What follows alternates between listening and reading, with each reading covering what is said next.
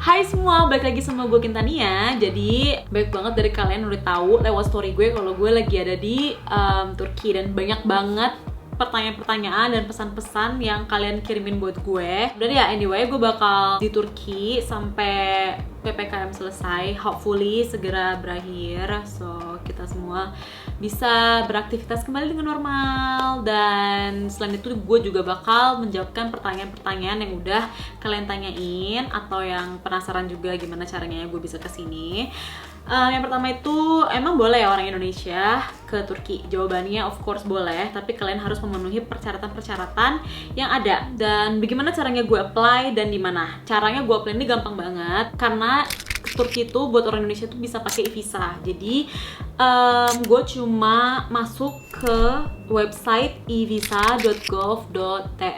Gue bakal tulis di bawah ini untuk linknya. Gampang banget dan cepet banget. Jadi kayak kalian apply langsung dapet gitu. Terus dokumen apa aja sih yang gue butuhin? Yang pertama, sorry gue sambil baca. Yang pertama of course paspor. Kalian harus isi nomor paspor dan sebagainya, nama kalian, di mana kalian lahir, tanggal berapa, dan juga email address. Terus juga of course kalian butuh kartu kredit buat pembayaran ya. Jadi itu pembayarannya juga dilakukan online. Berapa sih harganya? Gue dapat harganya $35. Itu single entry. Single entry itu maksudnya kayak cuma satu kali masuk aja.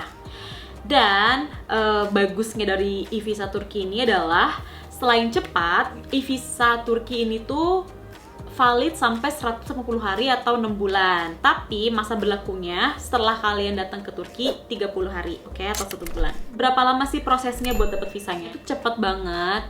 Kalian apply, kalian isi form, kalian bayar, langsung kalian dapet karena emang super duper easy. Gue udah memberikan kalian gimana caranya bisa dapet visa, boleh nggak ke Turki dan sebagainya. Dan selanjutnya adalah gimana sih proses check-in-nya. Waktu itu gue beli tiket dari balik ke Jakarta dulu, dari Jakarta ke Turki karena emang di Bali nggak ada penerbangan internasional. Pas gue check in, jadi mereka tuh bakal mintain passenger locator form Turki ya. Itu tuh kayak e-hack gitu deh kalau Indonesianya kayaknya. Dan kalian harus isi itu sebelum check in karena itu bakal ditanyainnya di check in.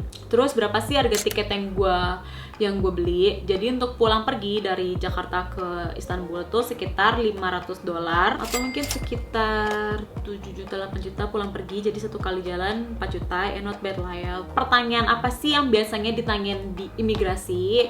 Kalau menurut pengalaman gue di imigrasi di Indonesia tuh rada sedikit ribet, karena mereka tuh nanyain mau kemana, terus ngapain, tujuannya apa, terus berapa lama, ya gitu-gitu lah ya. Tapi kalau misalkan pas di imigrasi yang di Turkinya itu bener-bener cuma ditanyain kayak mau kemana, udah gitu doang. Terus sama minta paspor sama e-visa.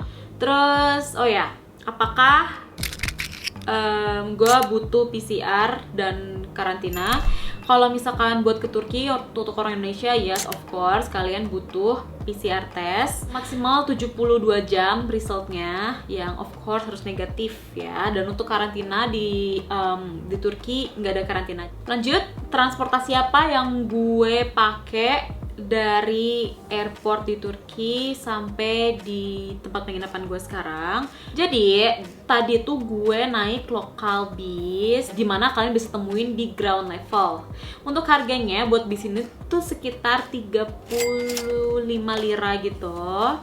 Dan emang gue nunggu sempet lumayan lama karena emang satu bis satu tempat gitu loh. Jadi kita harus tunggu sesuai dengan tujuannya. Dan kalian juga bisa pakai taksi kalau misalnya nggak mau nunggu lama untuk naik bis, tapi harganya sekitar 280 ribuan gitu. Dan emang untuk bis dan untuk taksi sama-sama menempuh sekitar 30 menit sampai 1 jam ya. Lumayan lah airport ke penginapan gue, dimana itu di Taksim. Taksim itu menurut gue sangat-sangat strategis. Semua tempat yang wajib dikunjungi di Istanbul itu deket banget sama Taksim. Gue rasa itu aja yang bisa gue sampein. Kalau misalnya kalian tertarik buat ke Turki, silahkan tonton sampai akhir.